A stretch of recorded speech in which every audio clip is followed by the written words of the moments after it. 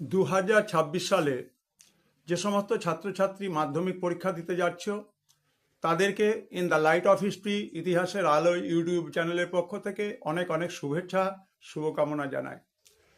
যেহেতু তোমাদের হাতে আর সময় বেশি নেই, আজকে জানুয়ারি মাসের 4 তারিখ হয়ে গেল, এক মাসও নেই, এই গুরুত্বপূর্ণ সময়ে in the light off history ইতিহাসের আলো ইউটিউব চ্যানেলে তোমাদের জন্য কিছু গুরুত্বপূর্ণ প্রশ্ন এবং তার পূর্ণাঙ্গ উত্তর তুলে ধরছি। আজকে আলোচনা করব একটি 8 নম্বরের প্রশ্ন, সেটি হচ্ছে নব্যবঙ্গ কাদের বলে এবং নব্যবঙ্গ দলের অবদান লেখো। প্রথমে তোমাদের মনে রাখতে হবে প্রশ্নটি যেহেতু দুটো অংশে রয়েছে এবং নম্বরের বিভাজনও কিন্তু 3+5 এই হিসেবে দেখানো আছে, সুতরাং তোমরা উত্তর লেখার সময় তোমাদেরকে এই দুটি অংশ আলাদা করেই দেখাতে হবে, সামগ্রিকভাবে লিখলে হবে না। প্রথম অংশ হচ্ছে নব্যবঙ্গ কাদের বলে।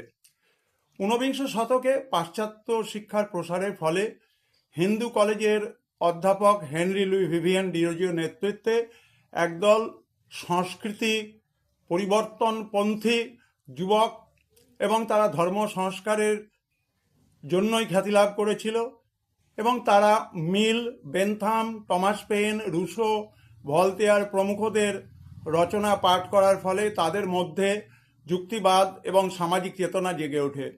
দক্ষিণারঞ্জন মুখোপাধ্যায়, রসিকৃষ্ণ মল্লিক, প্যারীচাঁদ মিত্র, শিবনাথ শাস্ত্রী, রামতনু লাহিড়ী, এরকম অনেক নাম রয়েছে, তাদের নামটা তোমরা অন্তপক্ষে লিখবে, দুটো তিনটে হলেও লিখবে।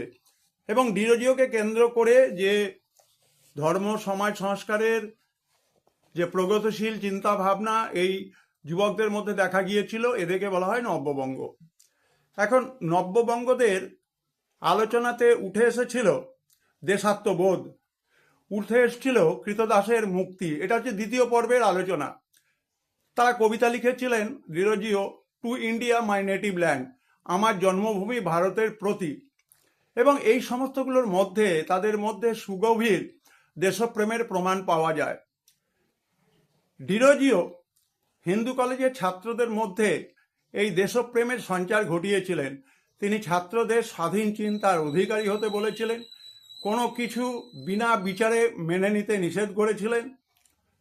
হিন্দু ধর্মের পৌত্তলিকতা, জাতিভেদ প্রথা, অস্পৃশ্যতার সমালোচনা করা এবং এই জন্য একটা আলোচনা সভা, একাডেমিক অ্যাসোসিয়েশন তিনি তৈরি করেছিলেন।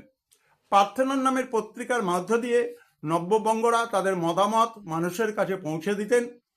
ডিরোজিওর পরামর্শে ছাত্ররা বুঝতে পেরেছিলেন যে প্রাচীন রক্ষণশীলতা, বর্বরতা, কুসংস্কার এবং কুপ্রথা হিন্দু ধর্ম এবং সমাজের প্রাণশক্তিকে ক্ষয় করে দিয়েছে। তাই এই পুরনো ব্যবস্থা ভেঙে ফেলার দরকার।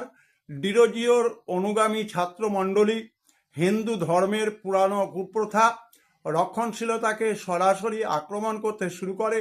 তারা জাতিভেদ প্রথার নিন্দা করে এবং পইতে ছিঁড়ে দিয়ে নিষিদ্ধ মাংস ভক্ষণ করে। নব্যবঙ্গ দলের এইরূপ উন্নাসিক আন্দোলন রক্ষণশীল হিন্দু সমাজ ভালোভাবে মেনে নিতে পারেনি। তারা তাদের সন্তানদের হিন্দু কলেজ থেকে ছাড়িয়ে নিয়ে আসতে শুরু করে। শেষ পর্যন্ত রক্ষণশীল হিন্দুদের চাপে ডিরোজিও পদচ্যুত হন হিন্দু কলেজ থেকে। কিছুদিন পর তিনি জ্বরে আক্রান্ত হয়ে মারা যান। কিন্তু মনে রাখতে হবে, ডিরোজিওর মৃত্যুর পরও কিন্তু এই আন্দোলন থেমে যায়নি এবং এই আন্দোলনকে সমাজের ভাঙনমূলক আন্দোলন মনে হলেও আমাদের সমাজ এবং ধর্মীয় জীবনে এর অবদান, এর মূল্যায়নকে অস্বীকার করা যায় না। নব্যবঙ্গ গোষ্ঠীর যুবকরা পরবর্তীকালে পরিণত সংস্কারক এবং সমাজসেবীতে পরিণত হয়েছিলেন। সংবাদপত্রের স্বাধীনতা, নারী শিক্ষার প্রসার, গ্রন্থাগার প্রতিষ্ঠা, মেডিকেল কলেজ প্রতিষ্ঠা প্রভৃতি বিষয়ে তারা গুরুত্বপূর্ণ অবদান রেখেছিলেন। সুতরাং তোমাদের 26 সালের মাধ্যমিক পরীক্ষার জন্য একটি প্রশ্ন, নব্যবঙ্গ কাদের বলা হয় এবং নব্যবঙ্গ দলের মূল্যায়ন করো, দুটো অংশে আলোচনা করা হলো। মাধ্যমিক পরীক্ষায় এইরকমই প্রশ্ন থাকে, সেখানে দুটি অংশ থাকে এবং দুটি অংশের জন্য আলাদা মান থাকে। তোমরা সেদিকে লক্ষ্য রেখে তোমাদের পরীক্ষাতে এই দুটো অংশের প্রশ্ন এবং তার উত্তর আলাদা আলাদাভাবে রাখবে। অবশ্যই তোমরা চ্যানেলটিকে সাবস্ক্রাইব করো, কারণ অত্যন্ত গুরুত্বপূর্ণ সময় এবং এই গুরুত্বপূর্ণ সময়ে অত্যন্ত গুরুত্বপূর্ণ উত্তর ভিডিও হিসেবে তোমাদের কাছে তুলে দেব এবং সেগুলো তোমাদের কাজে লাগবে মাধ্যমিক প্রস্তুতির জন্য। সবাই ভালো থাকবে, সবাই সুস্থ থাকবে।